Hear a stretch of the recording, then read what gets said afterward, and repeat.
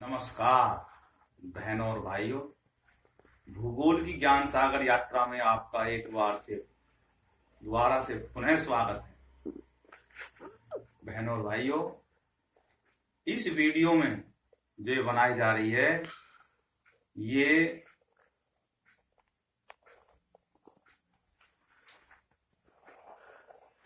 स्थल रूप और वहां का जीवन के बारे में बताई जाएगी, जिसमें मुख्य रूप से जो स्थल जो होते हैं वो 3 प्रकार के होते हैं। एक तो पहाड़ी क्षेत्र होता है, एक पठारीय क्षेत्र होता है और एक मैदानी इलाका होता है।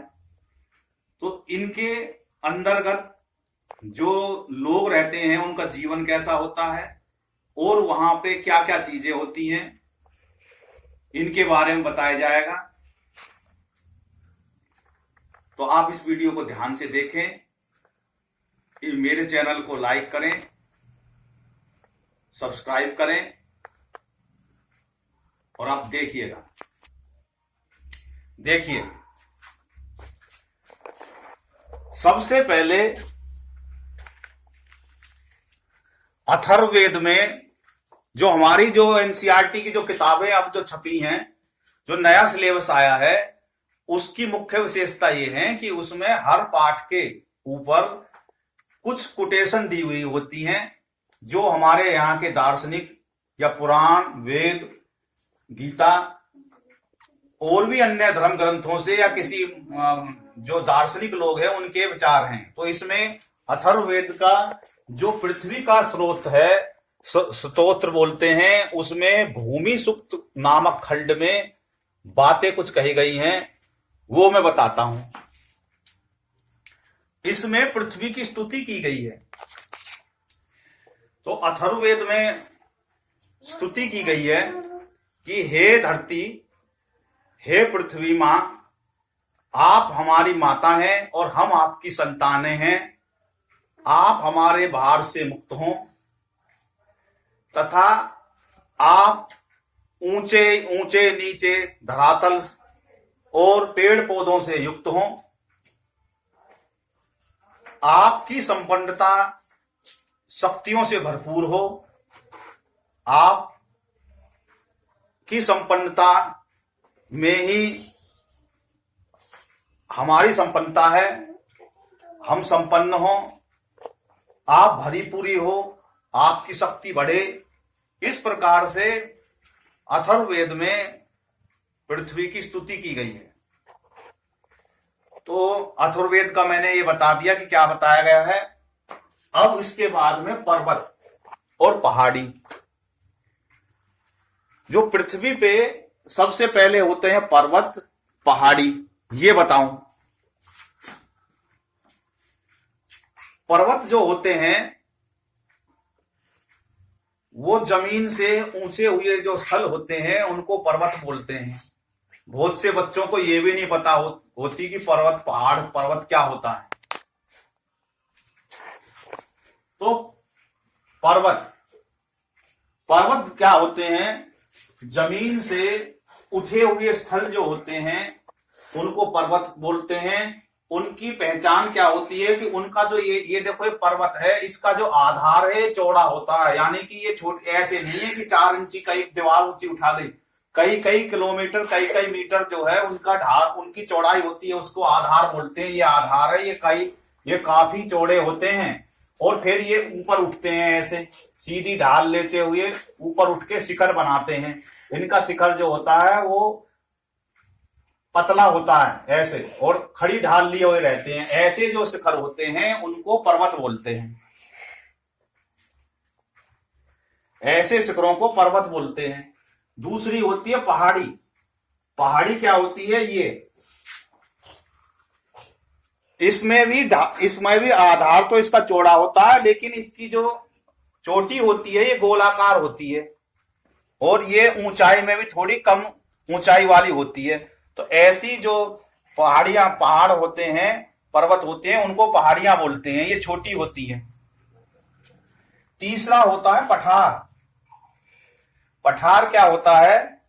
कि उसकी ऊंचाई थोड़ी कम होती है, वो ढालदार होता है और वे ऊपर से चपटा होता है, उसका जो शिखर होता है वो चपटा होता है और एक साथ ढाल लिए हुए उसका जो है ढाल लेते हुए वो नीचे उतरता है, एक साल ढाल आती है उसकी और वो ऐसे फिसलता हुआ, कोई आदमी है फिसलता हुआ चला जाएगा, ऐसे ऐसे ढलवा रूप से होते हैं, तो उनको बोलते हैं पठार।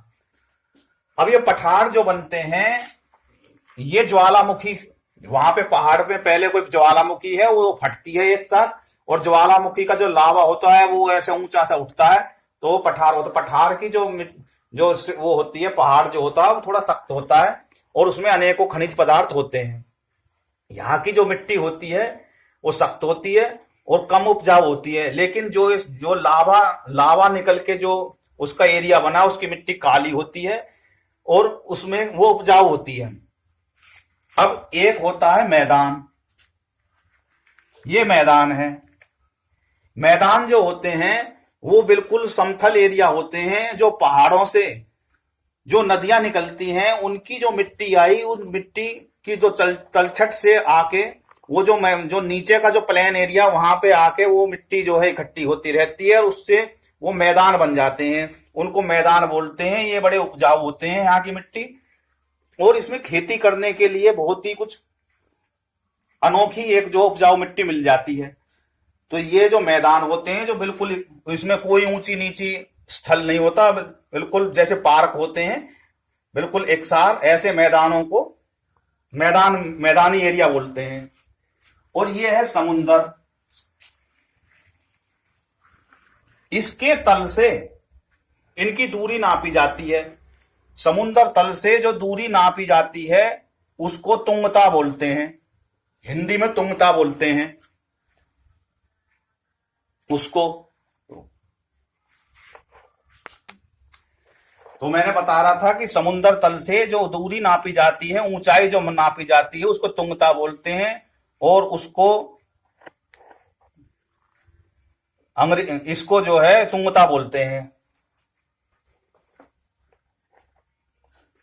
लैटीट्यूड जो है इसको अंग्रेजी में बोलते हैं। और मैंने पर्वत बता दिया, पठार बता दिया, पहाड़ी बता दी, मैदान बता दिया, तुंगता बता दी और इनमें क्या अंतर होता है ये बता दिया। तो इस वीडियो में मैं इतना ही बताऊंगा कि पर्वत आया मैंने, पर्वत किसे कहते हैं? जमीन से उठे हुए स्थल को पर्वत कहते हैं। पर्वत दो प्रकार के होते हैं, एक पर्वत पहाड़ होता है जिसका वो जो है काफी ऊंचा शिखर होता है, पतला शिखर होता है और इनकी श्रृंखलाएं होती हैं काफी लंबे, कई देशों में निकल जाती है इनकी श्रृंखला, काफी श्रृंखलाएं। तो जैसे हिमालय पर्वत की श्रृंखला है वो कई एरियो में निकल जाती हैं। और पहाड़ी जो होती हैं उनकी भी श्रृंखलाएं होती हैं लेकिन वे थोड़ी छोटी होती हैं। और पठार जो होता है ज्वालामुखी फटने से जो जमीन मिली वो पठार होती है। पठार में ढाल होता है और ढाल ली हुई रहती है वो, उसकी मिट्टी बड़ी इतनी उपजाऊ नहीं होती, लेकिन वो जो उसकी जो लावे से जो बनी हुई मिट्टी है वो उपजाऊ होती है। अनेकों खनिज होते हैं। उत्तर अफ्रीका में इसमें से सोने की खदान बनी हुई है पठारों से। भारत में जो झारखंड और छत्तीसगढ़ का जो एरिया है वहां पे अनेकों खनिजें हैं, उसमें कोयले, तांबा, पीतल सब जो है इनमें निकलता है। हीरे, पन्ना सब जो है इनमें से पठारों में से निकलते हैं।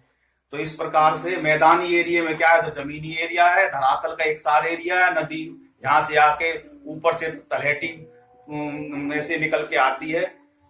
तो आगे जो है अगली वीडियो में मैं जो इसमें बताऊंगा कि इनके बारे में विस्तार से बताऊंगा। ये मोटा मोटी मैंने बताया था कि पर्वत क्या होते हैं और इनकी श्रृंखलाओं के बारे में बताऊंगा, इनकी घाटी कैसी होती है और यहाँ किस प्रकार की खेतीबाड़ी होती है इसके बारे में बताऊंगा। वीडियो को लाइक करें, चैनल को सब्सक्राइब करें। बोलो भारत माता की जय। जय हिंद, जय भारत।